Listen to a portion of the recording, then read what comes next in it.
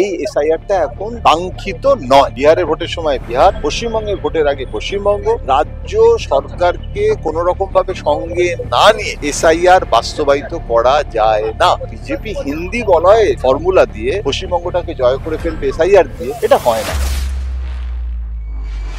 SIR মানে হচ্ছে বিশেষভাবে একটা নিবিড় ভোটার তালিকার সংশোধন। তাতে কোনো অন্যায় নেই, এটা যে কোনো নির্বাচনের আগে হয় এবং নির্বাচন কমিশন এটা করতেই পারে। সমস্যাটা কোথায় হচ্ছে যে এসআইআরটার বিরোধিতা আমি করছি না, কিন্তু এসআইআরটাকে ঠিক ভোটের 1 মাস আগে অন্যান্য সব রাজ্য ভুলে গিয়ে বিহারের ভোটের সময় বিহার, পশ্চিমবঙ্গের ভোটের আগে পশ্চিমবঙ্গ, এটা করার পেছনে যে রাজনৈতিক উদ্দেশ্যটা কাজ করছে বা যে সমস্যাগুলো হচ্ছে, তাতে আমার মনে হচ্ছে যে এই এসআইআরটা এখন কাঙ্ক্ষিত নয়।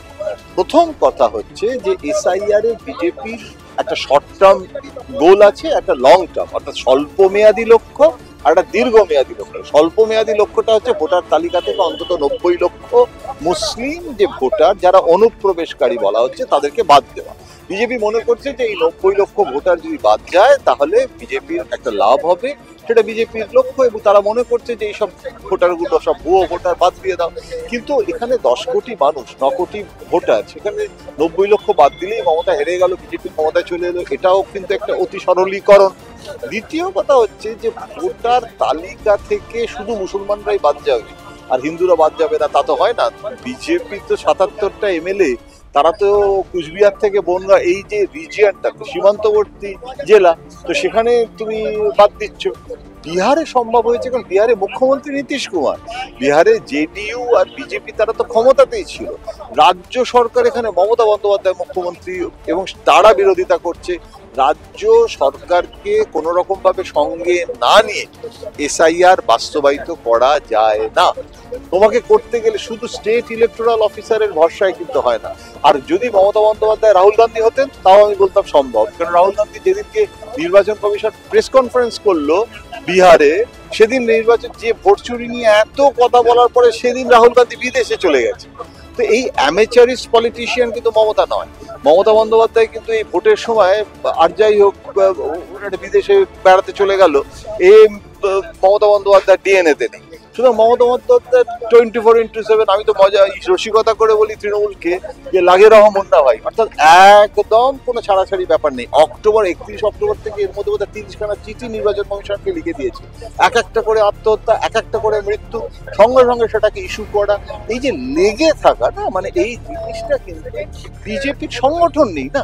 মোদি গ্যারান্টি যতই বলো, মোদি, আমি কিন্তু মোদির জনপ্রিয়তার, আমিও মনে করি যে মোদি কিন্তু এই মুহূর্তে সর্বভারতীয় ক্ষেত্রে বিশেষ করে মোদি জনপ্রিয়তম নেতা। হ্যাঁ, এবং বিজেপি একটা বিরাট দল, আমি মানছি, কিন্তু বিজেপি হিন্দি বলয়ে ফর্মুলা দিয়ে পশ্চিমবঙ্গটাকে জয় করে ফেলবে এসআইআর দিয়ে, এটা হয় না। হ্যাঁ, লং টার্ম গোল বলছিলাম, সেটা কি না, সেটা যদি এই এসআইআর দিয়ে এটা প্রচার করা যায় যে অনুপ্রবেশকারী মুসলমান মমতার এইটাকে যদি হিন্দু মুসলিম একটা বিভাজন করে হিন্দু ভোটটাকে করায়ত্ত করা যায়। কেননা রাম মন্দিরের ইস্যু ট্রাই করে দেখা গেছে পশ্চিমবঙ্গের বাঙালি জয় শ্রীরাম খায় না, কাশ্মীর খাচ্ছে না, এগুলো ন্যাশনালিস্ট ইস্যুজ আছে, কিন্তু পশ্চিম বাংলায় মমতাকে কাউন্টার করার জন্য একটু করে দেখা গেছে হচ্ছে না। তো এখন অনুপ্রবেশটাকে একটা বড় ইস্যু করে তোলারও একটা চেষ্টা রয়েছে। বিজেপির চেষ্টা তো করবেই, বলো, বিজেপি তো যে আসন সংখ্যা, সেই আসন সংখ্যাটা তো বিজেপিও তো গেনার। বিজেপি কিন্তু এ রাজ্যে অনেকটা লাভ করেছে, কারণ ওদের 2টো কাউন্সিলর, আমি দেখেছি, তোমরা অনেকে দেখোনি, সেদিন কলকাতা কর্পোরেশনের 2টো কাউন্সিলর জিতেছিল। তাতে আডবাণী তখন উপপ্রধানমন্ত্রী, আমি তখন দিল্লিতে, উনি বলেছিলেন যে বিজেপি কা খাতা খোলা হ্যাঁ পশ্চিম বাংলাল মে আপ লোগ খাতা খোলা। অটল বিহারী বাজপেয়ী আমাকে বলেছিল, আমার খুব দুঃখ, আমি শ্যামাপ্রসাদ মুখার্জি সেক্রেটারি ছিলাম, শ্যামাপ্রসাদ মুখার্জি আমাদের জনসংঘের প্রতিষ্ঠাতা, অথচ পশ্চিমবাংলায় আমরা কিছু করতে পারলাম। তো এই লক্ষ্যে বিজেপি সেই 2টো কাউন্সিলর থেকে আজকে 77টা এমএলএ, এবং এতগুলো এমএলএ হয়েছে বলে একটা রাজ্যসভা সদস্য পদ পর্যন্ত বিজেপি পেয়েছে। সুতরাং কংগ্রেস আর সিপিএম এর এই স্পেসটা পাওয়ার কথা।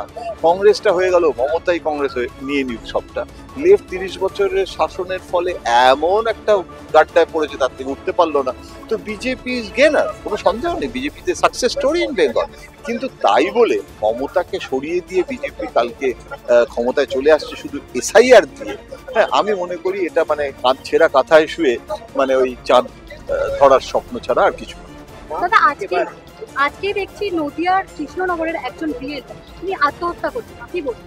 একজন কেন, বিএলও তো মানে শুধু নয়, এই আতঙ্কে আত্মহত্যা সংখ্যা অনেক হয়েছে। এই এক একটা আত্মহত্যা সেইগুলো সঙ্গে সঙ্গে রেজিস্টার করা এবং বিএলওদের যে বিদ্রোহ সেটা বিহারেও হয়। তাহলে মানে আমাকে বিজেপির একজন নেতা বলছিলেন যে বিএলও কিন্তু তৃণমূল নয়, বিএলও কিন্তু সরকারি অফিসার। তো বিএলএ যেটা সেটা তো দলে, কিন্তু বিএলওটা তো সরকারি। এখন এই সরকারি বিএলওরা বিদ্রোহ করছে, এই জিনিসটা কি করে সম্ভব হচ্ছে? তাহলে কি এরা সব তৃণমূলের গেছে? আসলে যেটা হয়েছে যে এই ফর্ম আমাকে বিএলওর যারা হয়েছে তারা তো অনেক রকমের অফিসার আছে। একজন বলছিল যে এত অত্যাচারিত হচ্ছি না, মানে রাত্রিবেলা পর্যন্ত মানে এসএমএস করছে, এটা করো ওটা করো। তুমি একটা ফর্ম মানে ধরো ইংরাজিতে তুমি জানো না, তোমাকে ইংরাজি ফর্ম দেওয়া হবে। ধরো তুমি চাইছো আবার ইংরাজি ফর্ম, বাংলা জানো না তোমাকে। তো এই একজন মহিলাকে আমি জানি, আমার পরিচিত, আমি নাম বলতে পারবো না, বলা অনুচিত, মানে তার যে বাড়ি, সেই বাড়ি থেকে সে বিয়ে করার পরে তার পদবি চেঞ্জ হয়েছে, এবারে বিয়ে করার পরে তার ডাইভোর্স হয়ে গেছে এবং সে এখন সিঙ্গেল ওম্যান, কলকাতায় থাকে। এবং তাকে ওরা গেছে নির্বাচন কমিশন থেকে জোর দিচ্ছে যে শ্বশুরবাড়িতে গেছে, সারনেম চেঞ্জ হয়েছে, তো শ্বশুরবাড়ির সারনেম নিয়েছিল। এবারে শ্বশুরবাড়ি যেহেতু ডিভোর্স হয়ে গেছে, তারা কোঅপারেট করেনি, বলেছে আমরা জানি না, আমাদের তো ডিভোর্স হয়ে গেছে। এখন সেই মেয়েটি সে আগের যে তার পদবি ছিল সেই পদবিতে চাইছে, কিন্তু ওরা বলছে যে এই 1 মাসের মধ্যে হ্যাঁ আমরা করে দিতে পারবো না। এখন তোমার ফোন নাম্বার ধরো তুমি চেঞ্জ করেছো, বলছে আগের ফোন নাম্বারে 2022-এ সেই নাম্বারে তুমি দিলে লিঙ্ক করতে পারবে, তোমার নাম্বার চেঞ্জ হয়েছে। এবারে সে বলছে আমি হ্যারাস্ট হচ্ছি, কেননা আমাকে আধার কার্ডের সাথে নাম্বার চেঞ্জ হয়ে যাওয়ায় আমাকে এখন নতুন ভাবে করতে হবে। ওরা বলছে এত সময় নেই।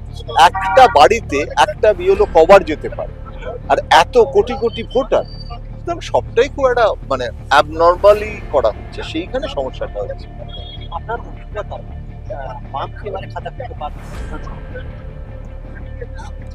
বাম খাতা খোলাটা তুমি যেটা বলছো সেটা হতে পারে, কোন জায়গায় বামরা নিশ্চয়ই করতে পারে, কিন্তু বামেদের প্রতি মানুষের যে ডিসিলিউশনমেন্ট, মোহভঙ্গ, সেটা এত তীব্র এবং আমি মনে করি সেটা ভালো নয়। গণতন্ত্রের জন্য বামেদেরও একটা পরিষদ থাকা উচিত এবং বামেরা কিছু ভোট পাওয়া উচিত, কিন্তু সেটা তো মমতা বন্দ্যোপাধ্যায় তো ঠিক করে দেবেন না, যেগুলো দিতে হবে।